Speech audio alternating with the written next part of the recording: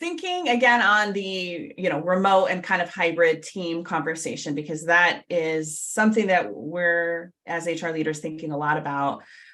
Talk to us about the best advice you can offer to HR leaders, maybe who are struggling with making a connection to hybrid teams and or remote employees. Yes, I'm spending a lot of my time on this right now, as I know all HR leaders are. I would say, survey, talk to people, find out what they're looking for, find out what's missing. Hybrid work at this scale is a massive experiment. And for companies that want to get it right without the mandates, they need to understand what people need to feel connected. Welcome to the Workology Podcast, a podcast for the disruptive workplace leader. Join host Jessica Miller-Merrill, founder of Workology.com, as she sits down and gets to the bottom of trends, tools, and case studies for the business leader, HR, and recruiting professional who is tired of the status quo. Now here's Jessica with this episode of Workology. Hey there, welcome to the Workology Podcast. I'm so excited to have you here. The Workology Podcast is powered by ACE the HR Exam and Upskill HR. These are two courses that I offer for HR certification prep and HR recertification, all for HR leaders. This podcast is part of a series here on Workology that is focused on the roles and responsibilities of the Chief Human Resources Officer, or the CHRO. The CHRO is sometimes called the VP of People or the Chief People Officer. It's an executive or C-level role that deals with managing human resources, as well as with organizational development and implementing policies of change in order to improve the overall efficiency of the company. The CHRO podcast series here on Workology is sponsored by HR Benchmark Survey. Share your insights at hrbenchmarksurvey.com. One of the reasons I continue to do this series is because there's a lot of mystery around the CHRO level role. And honestly, things are changing very quickly. Like every day, there's something new. And we are faced with new challenges in the workplace. I also want aspiring CHROs to know the types of skills and experiences that they need to promote into that future CHRO role. And it's also great for us to hear from our peers about how we're partnering and collaborating with our executive peers. Before I introduce today's guest, I want to hear from you. Text the word podcast to 512-548-3005. Ask me questions, leave comments, and make suggestions for future guests. This is my community text number, and I want to hear from you. So today, I'm joined by Sandra O'Sullivan. She's the Chief People Officer at Curriculum Associates. Sandra has extensive experience in building teams and bringing out the best in people in high-growth environments. Her passions are helping people move beyond their potential and bringing a sense of purpose and process to strategy and initiatives.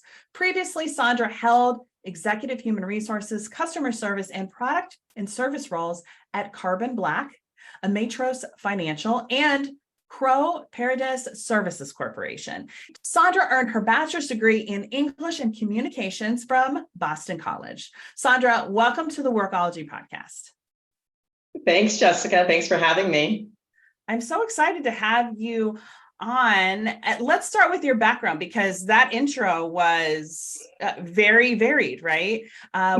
Talk to me about your background. What led you to choose human resources, and talk about maybe how your career has evolved over time into your current role. Absolutely.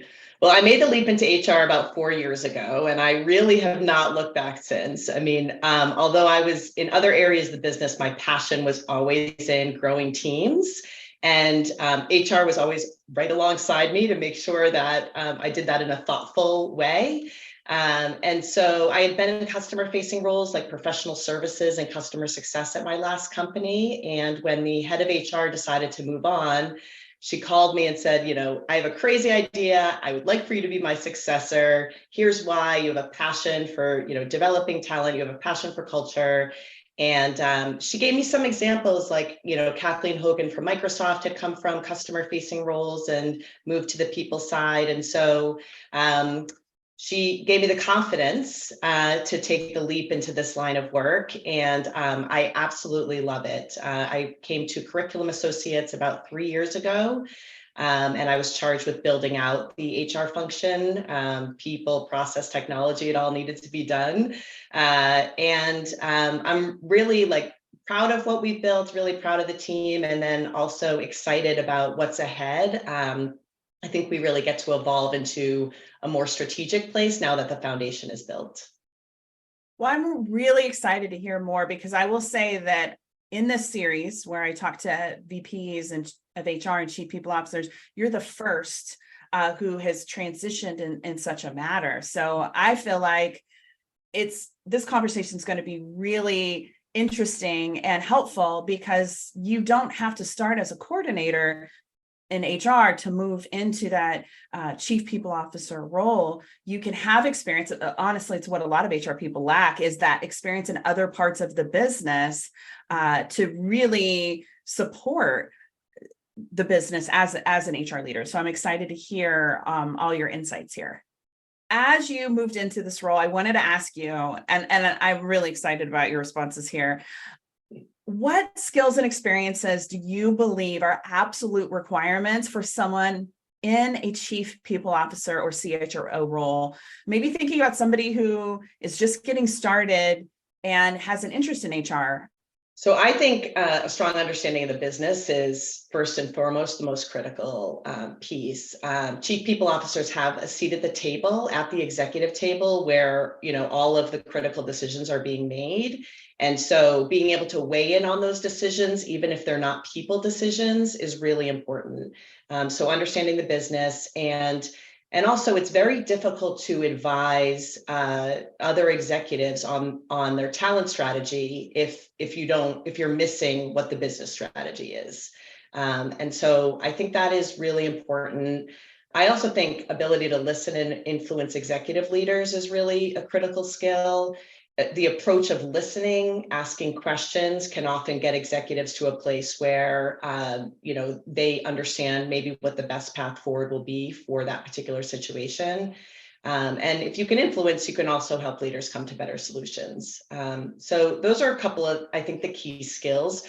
For experience, I'm going to say the opposite of what I did. If someone's early in their career and wants to get into HR, I often tell them, get exposed to as many areas of HR as possible. Shared service is a great place to start. If you're there, offering help in benefits, and then you're offering help in candidate experience, like you're getting a taste of all the different areas. And I think that varied background creates a connectedness between what we deliver from a people perspective. I'm thinking about how connected you were to the fire hose of information when you transitioned into this role, and all the learning that had to happen, the curiosity, the questions, obviously probably a good mentor in order to be successful. I am of the belief that these are things that you can learn. I had somebody recently ask me how I learned how to do what I do in digital marketing with my blog and the podcast. And I'm like, you just have to start. You just have to ask questions. You just have to get somebody that is an expert to show you the quickest way forward. So I'm assuming that you did those things as well. Yes, and surrounding myself with really great HR practitioners was also a critical piece of me being able to be effective in the role. I love that. Well, let's talk about the size of Curriculum Associates in terms of headcount, and then your team. What does that look like, and maybe a little insights into the organizational structure. I'd also love to know who you report to directly. Absolutely. Curriculum Associates is an educational technology company, and we have more than 2,000 people at the company. Most people work remotely or in a hybrid environment. We do have 4 offices that people can come into throughout the country.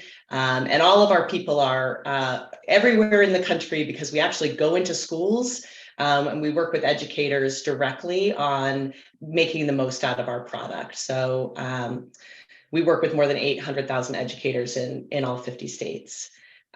So the people and culture team itself is about 40 people. It's made up of talent acquisition, total rewards and HRIS, L&D, and then employee experience, which includes the HR business partner team, the shared service team, facilities, and then we have a project and change management arm as well. And I report to our CEO. And so, like I said, that seat around the table is really critical. And then also our head of product is on the executive team, our head of engineering, sales, our CFO, our COO, and our chief inclusion officer also direct reports to our CEO. We don't tuck that under me for very intentionally. And so that makes up the executive team.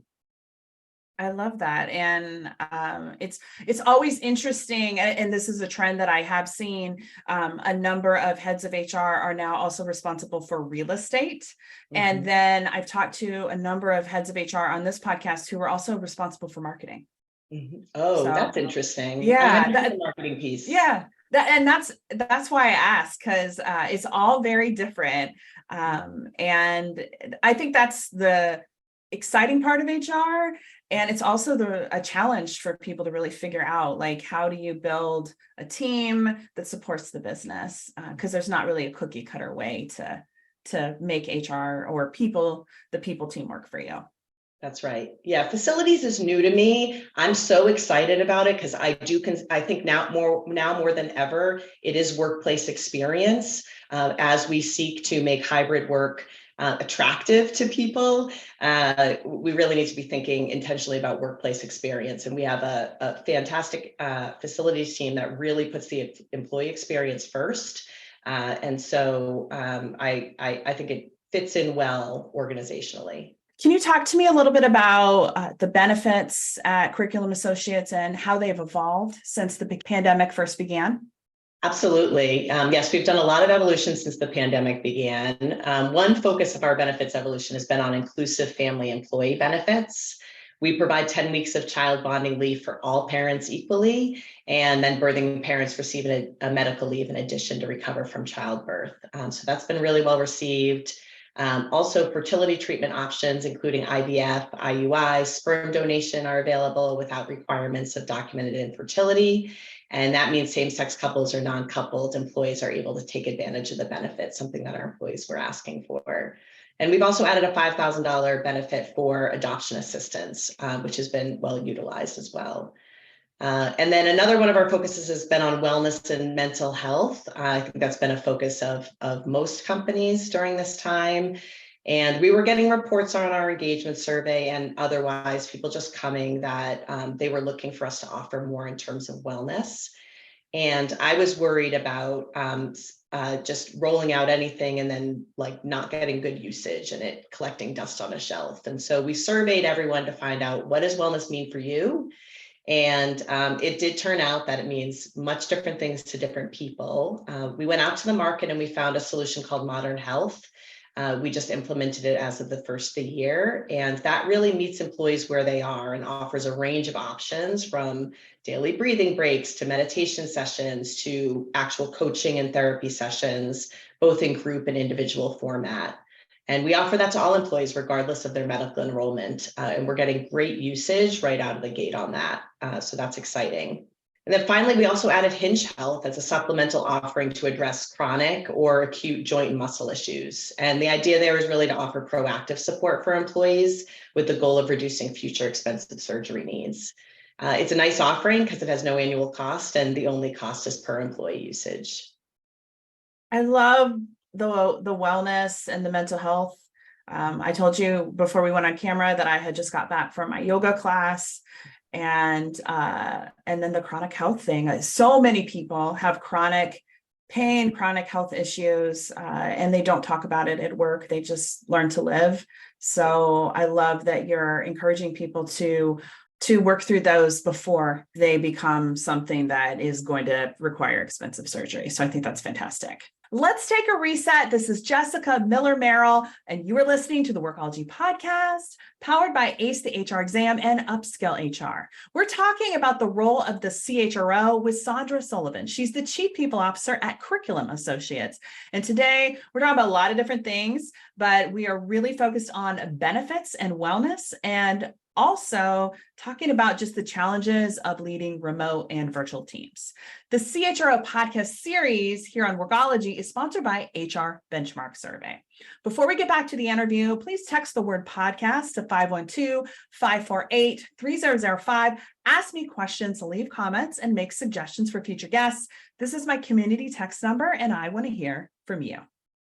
Benchmarking and data is crucial to HR leaders. Workology's HR Benchmark Survey is an always-on survey, and just by taking the survey at hrbenchmarksurvey.com, you're signing up to get comprehensive quarterly results, white papers, and other research from the survey right to your inbox. It takes 10 minutes or less to complete. Visit hrbenchmarksurvey.com. The topic of virtual healthcare has come up a lot these days, and it's, because people are working remotely. Can you give us some insight into your perspective and how this is working for your employees? Yeah, so telehealth is something that's been available even prior to the pandemic, but with the change in remote work and virtually accessing care, we see it as a helpful option for employees, just really so that they can get care at the time and the place that they need it.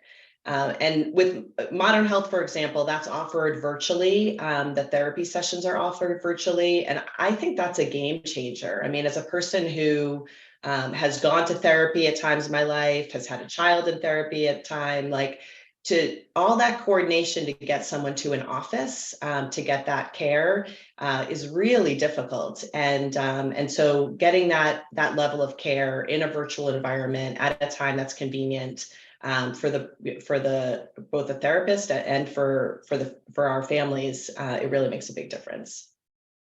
I love it. I do think that having access to something that is easy, like you said, it doesn't take all this extra time and coordination to drive to and from, and all the stress that comes along with those kind of things. So I think this is a great program. I hope that these kind of programs will continue. They were brought to light during the pandemic, but I really want organizations to continue to offer these because it just makes it more accessible. Yeah, agree. Yeah, and I think there's a lot of people innovating in this space, so it's exciting. So I will admit that health insurance and healthcare benefits and compensation is really not one of my strong areas in terms of my HR acumen. So, and I'm going to assume that a lot of people are in the same space. Can you talk to us about maybe what self-directed healthcare is in terms of options and how it works for maybe those who are unfamiliar? Absolutely. Yep. So it really refers to care under a high deductible health plan. That's the language that's used. So an employee who chooses to enroll in a high deductible plan typically pays a smaller premium compared to a PPO or an HMO, but they have a high deductible. And they also, with that plan, get access to a health savings account that is theirs, regardless of whether they're with that employer or not. So it's also often referred to as consumer driven because the upfront costs are felt more by the employee given the high deductible. And as a result, there's incentive to search for care based on price or value. And I think, as we all know, the same care can be obtained for significantly different prices in some instances. One example is an MRI. The cost can vary by the thousands, whether you get it at a hospital or at a private provider. And so with newer legislation requiring healthcare costs to be more transparent, I think there's a real opportunity here for employees who are willing to do the research and price compare to save money while still getting the care, the high quality care that they require. I think, and that's a great option for people. Some people are just savvier and willing to invest the time to do those sort of things. I just read an article, I feel like it was in the Atlantic, and it was about, I think somebody, and I'm going to mess it up, but he was from Sweden, I think, and he came over to the US to see family, and he ended up having like major surgery, emergency surgery. And he was talking about, I think in Sweden, they have universal health care. And so the universal health plan that he was on would only pay for a certain amount. And it was just discussing costs and how shopping around is important if it's not an emergency situation. So I think we're going to see more of those kinds of things, as like you're saying, like it's becoming more of a conversation, the cost, and more healthcare companies, hospitals, doctors' offices are being pushed to provide the information upfront in terms of estimates and costs.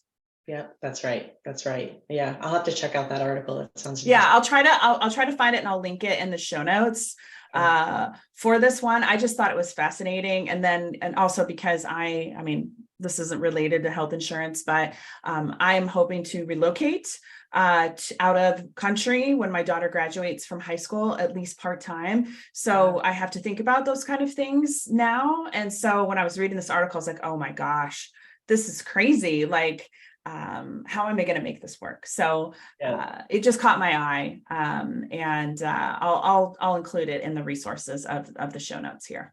Great.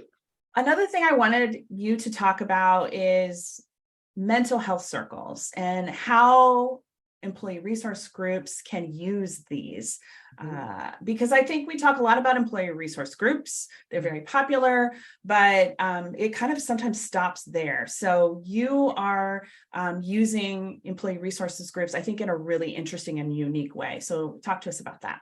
Yeah, so Modern Health calls their group offering circles. So that's the name that it's referred to. And they offer public circles that employees can jump into at any time on a whole variety of wellness topics. And then Curriculum Associates also purchases private sessions, which are only for our employees to use. And we purchase enough for each ERG to have one private circle annually. And they get to work with Modern Health to design and direct the topic. It's facilitated by a Modern Health facilitator. It could be that ERG is looking to get the group together to process an especially horrific national tragedy. It could be that they want to discuss things more specific to working at Curriculum Associates. And it's really up to them to work with Modern Health and then offer it to the whole ERG. And so we have about half our ERGs that have already either had their session or are planning their session, and really excellent feedback. That is something that we were being asked for by our ERGs. And it just, for me, it made much more sense to have someone external do that rather than have it become like an HR thing, right? And so anyway, it's really working well. I love that. And I love that it's being facilitated and sort of organized by the outside vendor. And honestly, sometimes people have a view of HR that we're the police and they don't necessarily feel comfortable sharing. And so if we're facilitating, even though I know that the majority of us we're not going to take that information and use it in a way that would harm people, there's still that point of view. So by removing ourselves from that, I think people can feel really, hopefully, more comfortable. Also, we're not therapists. I think the majority of us we have not received training necessarily in those areas. So it's better to work with experts. Exactly. Yep. 100% agree. Talk to me a little bit about the impact that you feel like the ERGs have had on your company culture at Curriculum Associates. Yeah, I would say our ERGs have materially improved the company culture. We launched them in 2021. And so when people come into the company now, they report that they immediately feel a sense of community because they're being welcomed not only by their team, and that's a new community for them, but they're also being welcomed into an ERG. And although we are becoming more racially diverse as a company, there are still teams that are predominantly white. So the fact that a person of color can come in and find a community in the company outside of their team really helps elevate the Curriculum Associates experience for them. And then we also started our ERGs, as I said, after the pandemic began. And so it was created remotely. And I think they really lead the way in how to create community virtually. We're doing a lot of work to get our hybrid work model right. And our ERGs are a shining example for us on how to do that. I love that. And you're encouraging employees to build relationships with people outside of their teams, which I think is incredibly important. And they're able to network and just build trust. Yeah. It just makes, I think, the culture that much more just feel like it's your place. Yes, exactly. Thinking again on the, remote and kind of hybrid team conversation, because that is something that we're as HR leaders thinking a lot about. Talk to us about the best advice you can offer to HR leaders, maybe who are struggling with making a connection to hybrid teams and or remote employees. Yes, I'm spending a lot of my time on this right now, as I know all HR leaders are. I would say, survey, talk to people, find out what they're looking for, find out what's missing. Hybrid work at this scale is a massive experiment, and for companies that want to get it right without the mandates, they need to understand what people need to feel connected. And it's evolving, right? I mean, people's home situations change. We surveyed early on and then we surveyed again, and it's just, some people who didn't want to be in now had changed to wanting to be in, and vice versa. New people who come into the company have different needs, and they may have different needs in year one than they do in years, subsequent years. So I think keep asking, keep surveying, keep asking. I think it's incredibly difficult to think like, how are we going to meet everybody's needs? We have people who get a lot of energy from being around a group of people in the office. And then we have people whose, energy gets completely zapped coming into the office. And so I think it's a tough problem to solve, but we can only do it by enlisting people and getting their stories and getting their needs from them. I really appreciate you talking to us, Sandra, because I feel like so many HR people are really struggling in this area right now. And I even had a conversation last night over happy hour with a group of chief people officers, and they were talking about how one of their colleagues at another company, so a peer, the entire executive team is purchased the mouse movers because the CEO expects everyone to be on the computer all the time, but they're not on the computer all the time. And so that sets kind of the tone for the rest of the organization. So I think there's a lot of us who are trying to figure out, how can we trust people remotely, make sure that they're doing their job like they're supposed to, and then how can we check in on them? Because we can't just casually walk by the cubicle anymore. I just don't think that requiring everyone to be the green light on Teams necessarily is the answer, and it impacts the culture in also a negative way. So your story, I think, is going to help so many people in this area, maybe that are struggling with trying to shift the culture into a place that trusts employees and encourages them to make space and time for their mental health and for, their own personal interests, kind of that balance that I think we all want between work and outside life. Yeah, absolutely. I mean, I can't think of anything more demotivating to an employee than to not be trusted to do your work. And so I think one of our big focus areas is on helping people managers now measure outcomes. And so what do you expect? What is the project? What are you going to see at the end? You now need to exercise a different muscle. You can't walk by someone's cube and see, are they working or not, right? You have to just measure the outcome. And the monitoring is, I think, highly problematic, just because, I think it would lead to quiet quitting, I would imagine. Yeah. I mean, I just see all kinds. I mean, even like my team, and we have a small team, I struggle with the trust, right? Like knowing that people are good people and that they're doing the jobs that they're supposed to do, and they're going to deliver on time. When you have large organizations like yours with 2,000 employees, it is even more complex. So it's so great to talk to you, and I appreciate you sharing, because I think it gives me hope, and it gives other HR people really just a point of reference that they can maybe aspire to and start to work towards. And honestly, send this podcast to your CEO and say, hey, curriculum associates is doing these things, or pull off some quotes or some of the data points that we're going to put into the show notes for this, so that you can start to plant the seeds to influence, which is how we started our podcast interview. You're talking about the importance of influence, so that we can make these changes, and they don't happen all at once. I mean, you started with the organization, you said 3 years ago, right? That's right. Yeah. Yeah. So takes time. It Yeah, does. for sure. Thank you again. I'm going to link to your LinkedIn profile. If I'm encourage anyone to connect with you or reach out if they have questions. But I really appreciate you taking the time to talk with us on this topic. Thank you, Jessica. I really appreciate being able to talk to you, and thanks for everything that you do to expose us as HR leaders to other people and what they're doing. It's really helpful. Thank you. I appreciate it. The CHRO podcast series on Workology is sponsored by HR Benchmark Survey. Take the survey at hrbenchmarksurvey.com.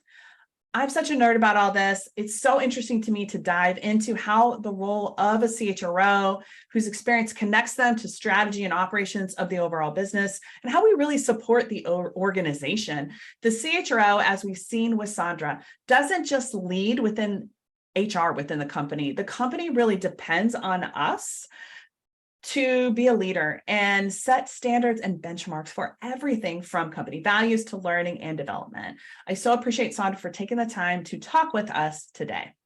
Text the word podcast to share your insights to 512-548-3005. Ask questions, leave comments, and make suggestions for future guests. This is my community text number, and I want to hear from you.